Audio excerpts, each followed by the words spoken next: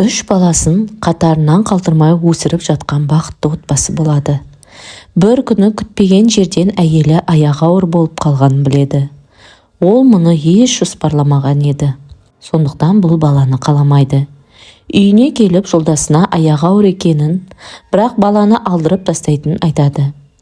3 баладан артық болған ешқашан қаламағанын, 4-шісін өсіруге отбасының материалдық жағдайы жетпейтінін алға тартады.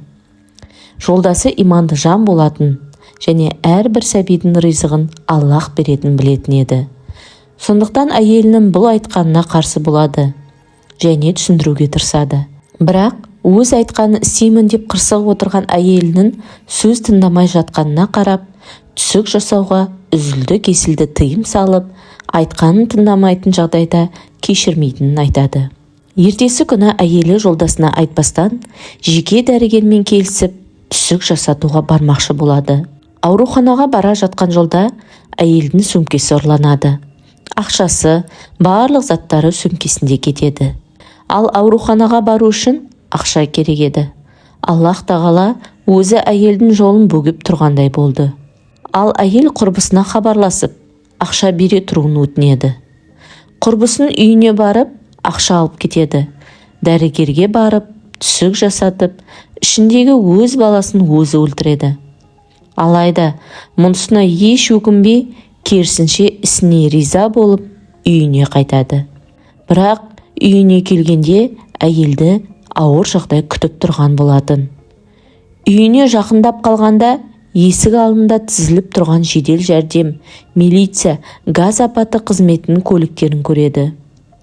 Әйел не болған түк түсінбей, аяғын жылдан басып үйіне кіреді.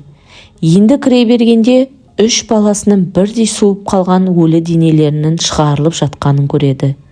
Не болғанын, қалай болғанын түсіне алмай орнында тұрып қалады. Ал оқиға былай болған еді. Әйелдің сөмкесін ұрлап кеткен ұры сөмкеден үйдің кілтін тауып алып, үйді тонауға барады. Алатын заттарын барлығын алып, онысымен қоймай, үйдің газдарын ашып кетеді.